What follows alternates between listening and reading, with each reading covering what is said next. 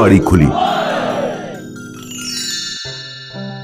माखन भैया, आपकी पाव भाजी तो बहुत स्वादिष्ट है। ऊपर वाले की कृपा है।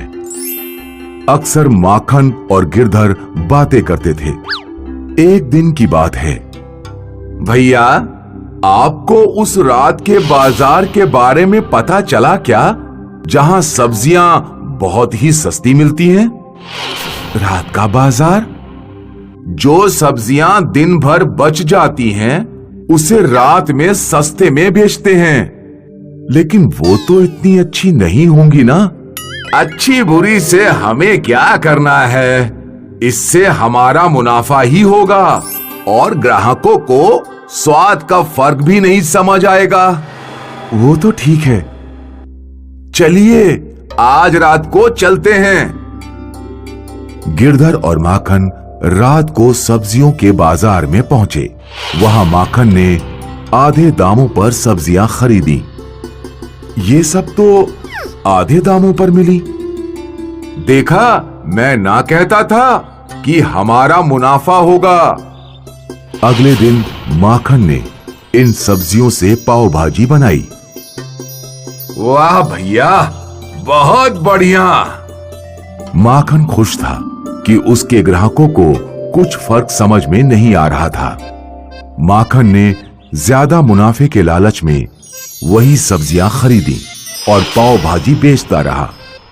लेकिन उसकी ये खुशी बहुत छोटी थी। एक दिन एक औरत रोते हुए माखन की दुकान पर आई। तुम्हारी वजह से मेरे पति अस्पताल में है। मैंने क्या किया? क्या किया? वो तुम्हारे ठेले से रोज पाव भाजी खाते थे। तो उन्हें फूड पॉइजनिंग हुई और डॉक्टर बोल रहे हैं कि पाव भाजी की वजह से हुआ है। नहीं, ऐसा नहीं है। ये सुनते ही उसके ग्राहकों ने पाव भाजी की थाली नीचे रख दी। अरे मेरी बात सुनो, ऐसा कुछ नहीं है। माखन बहुत बोलता रहा, पर किसी ग्राहक ने उसकी एक ना मानी। सब चले गए। उसके बाद गांव का कोई भी व्यक्ति माखन की पाव भाजी नहीं खाता था।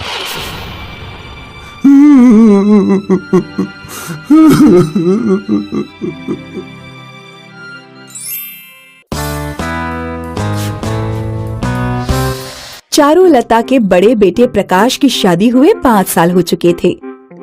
अब उसने अपने छोटे बेटे अरुण की शादी गुंजन से करवा दी। शादी के बाद गुंजन देवनारी बनकर ससुराल आई और मंजुला उसकी जेठानी बन गई। मंजुला बहुत मनमौजी थी। वो अपनी देवरानी के सरल स्वभाव का फायदा उठाकर उससे सारे काम करवाने लगी और खुद मनमर्जी करने लगी। गुंजन, मेरी सहेली ना बहुत बीमार है, मैं उससे मिलने जा रही हूँ, घर का काम तुम कर लेना। ठीक है भाभी, आप चिंता मत कीजिए, मैं सारा काम संभाल लूंगी। मंजुला रोज बहाने बनाकर अपनी सहेली के घर जाने लगी, जहाँ पर वो सहेलियों के साथ बैठकर जुआ खेलने लगी। ये मेरी 200 की बाजी। अरे वाह, मैं जीत गई। वाह मंजुला, आज तो तूने सारी बाजी जीत ली, तू तो पक्की खिलाड़ी हो गई है। रोज रोज सहेलियों के साथ जुआ खेलने से मंजुला को जुए की लत लग गई थी। अब वो घर पर अपने पति के बटुए से भी पैसे चुराकर जुआ खेलने लगी। उधर देवरानी गुंजन चुपचाप अकेली घर का सारा काम करती। बहू, घर का सारा काम तो बस तू ही करती दिखती है, मंजुला कहाँ है? माँ जी, भाभी रोज सत्संग में जाती हैं। धीरे धीरे मंजुला जुए में पैसे हारने लगी। मैं फिर से हार गई। अगली बाजी शुरू करो, इस बार मैं जरूर जीतूंगी। मंजुला, अब तुझ पर 5,000 रुपए उधार हो चुके हैं। जब तक तू वो पैसे नहीं देगी, हम तुझे नहीं खिलाएंगे। हाँ, बिल्कुल नहीं खिलाएंगे। सहेलियों की बातों से मंजुला परेशान हो गई। जब तक वो पैसे नहीं देगी, कोई उसके साथ नहीं खेलेगा। लेकिन उसके पास पैसे नहीं थे। एक दिन मंजुला ने अपनी सास चारुलता के गले में एक नई सोने की चेन देखी। अगर मैं मौजी की ये चेन चुरा लूं, तो इसे गिरवी रखकर कम से कम 10-15 बाजी खेल सकती हूँ। और फिर पैसे जीतकर ये चेन छुड़ा लूंगी। हाँ, ये सही तरीका है। उसी रात को चारुलता के सोते ही मंजुला ने अपनी सास के गले से चेन उतार ली और अगले दिन फिर बहाना बनाकर अपनी सहेली के घर चली गई। गुंजन, अगर माजी पूछे तो उनसे कहना मैं सत्संग में गई हूँ।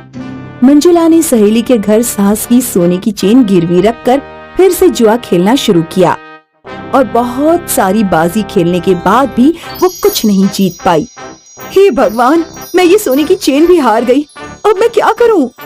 मंजुला, तेरी ये सोने की चेन अब मेरी हो गई। अगर तुझे और खेलना है तो और पैसे लाने पड़ेंगे। मंजुला अब असमंजस में पड़ गई। अब वो पैसे कहाँ से लाएगी? उधर घर पर चारुलता को अपने गले में सोने की चेन गायब दिखी तो उसने सबको इकट्ठा कर लिया और रोने लगी। ओह, मेरी सोने की चेन कहाँ गुम गई? कल तक तो मेरे गले में थी। माँ जी, चेन मिल जाएगी, आप चिंता मत कीजिए। इधर मंजुला की जुए की लत उसे परेशान कर रही थी। एक बार कहीं से पैसे मिल जाए तो मैं फिर से पत्ते खेल सकूंगी। मंजुला ने इस बार अपनी सास चारुलता की तिजोरी से पैसे चुराने का मन बनाया। तिजोरी की चाबी माजी ने गुंजन को दी है। अगर मैं वो चाबी चुराकर पैसे निकाल लूं तो कोई मुझ पर शक नहीं करेगा। मंजुला ने रात को गुंजन के कमरे से तिजोरी की चाबी चुराकर उसमें से पैसे चुरा लिए, लेकिन इस बार उसको गुंजन ने पकड़ लिया। भाभी, आप तिजोरी में से पैसे चुरा रही है? तभी वहाँ चारुलता आ गई। सास को सामने देख मंजुला ने सारा इल्जाम गुंजन पर लगा दिया। देखिए माँ जी, आपकी छोटी बहू चोर है। वो आपकी तिजोरी से पैसे चुरा रही थी। सोने की चेन भी इसी ने चुराई होगी। चारुलता को गुंजन पर बहुत गुस्सा आया और उसने गुंजन को माता पिता के घर भेज दिया। दुखी गुंजन बिना कुछ बोले चली गई। कुछ दिन बीत गए, लेकिन मंजुला की जुआ खेलने की तलब बढ़ती गई। गुंजन चली गई, अब मैं सहेली के घर कैसे जा पाऊंगी? अपनी लत के वश होकर मंजुला ने अपनी सास की चाय में नींद की दवा मिला दी। चाय पीते ही उसकी सास सो गई। फिर मंजुला चुपके से उसके सोने के कंगन लेकर सहेली के घर चली गई। अरे वाह मंजुला, इस बार कंगन लाई है, मान गए। मंजुला ने फिर से खेलना शुरू किया। उसने पहली बाजी में जैसे ही कंगन दांव पर लगाए, उसकी सास और देवरानी गुंजन वहां आ गए। माँ जी, गुंजन, आप दोनों? चारुलता ने मंजुला को रंगे हाथों पकड़ लिया और उसकी जुए की लत को सबके सामने उजागर कर दिया।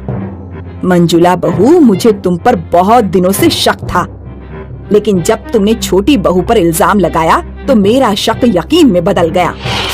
भाभी, आपने सत्संग के नाम पर झूठ बोला और घर में चोरी करके सबका दिल दुखाया है।